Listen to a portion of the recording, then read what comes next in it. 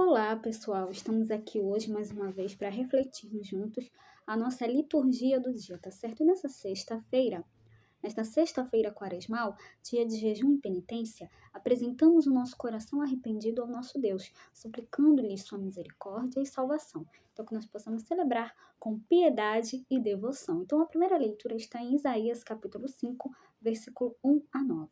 Isaías capítulo 5, versículo 1 a 9. Assim fala o Senhor Deus. Grita forte, sem cessar. Levanta a voz como trombeta e denuncia os crimes do meu povo e os pecados da casa de Jacó.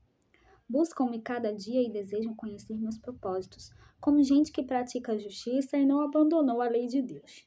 Exigem de mim julgamentos justos e querem estar na proximidade de Deus. Por que não te regozijaste quando jejuávamos e o ignoraste? Quando nos humilhávamos? É porque no dia do vosso jejum tratais de negócios e oprimis os vossos empregados. É porque, ao mesmo tempo que jejuais, fizeste litígios e brigas e agressões impiedosas. Não façais jejum com este espírito, se quereis que vosso pedido seja ouvido no céu. Acaso é esse jejum que aprecio, o dia em que uma pessoa se mortifica? Trata-se, talvez, de curvar a cabeça como um junco, de deitar-se em um saco sobre a cinza? E deitar-se em sacos sobre a cinza? Acaso chamas a isso jejum, dia grato ao Senhor? Acaso o jejum que prefiro não é outro?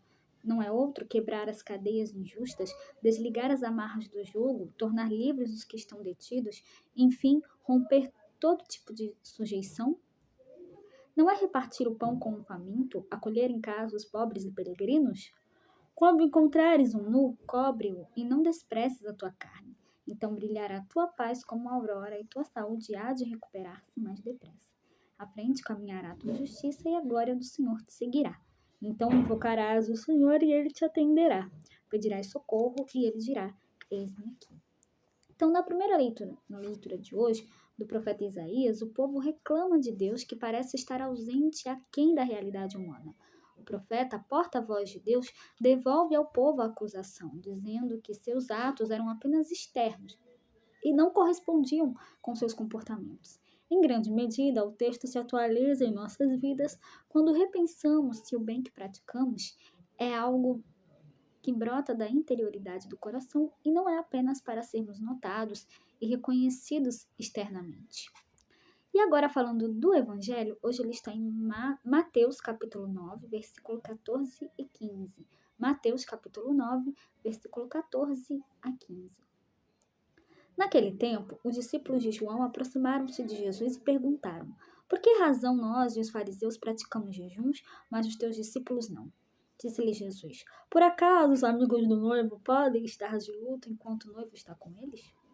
Dias virão em que o noivo será tirado do meio deles. Então, sim, eles jejuarão. Então, o Evangelho, que insiste na temática do jejum, apresenta Jesus como noivo, ou seja, o Messias tão esperado por Israel. O jejum não cabe aos seus discípulos, enquanto o noivo está com eles. Somente quando ele for tirado, e aqui é uma referência direta à cruz de Jesus, os discípulos deverão jejuar. Então, o jejum, além de ser um forte sinal do desejo de conversão, é também um indicativo daqueles que esperam a feliz manifestação de Deus, tá certo? Então, era isso que eu tinha para falar para vocês hoje. Muito obrigada a todos por curtirem, por comentarem. Aqueles que só assistem mesmo também agradeço. Espero que vocês tenham gostado dessa reflexão de hoje. Espero encontrá-los todos aqui amanhã, sábado, se Deus quiser, para continuarmos refletindo cada vez mais as letras da Sagrada Escritura. Então, muito obrigada a todos e até a próxima, se Deus quiser.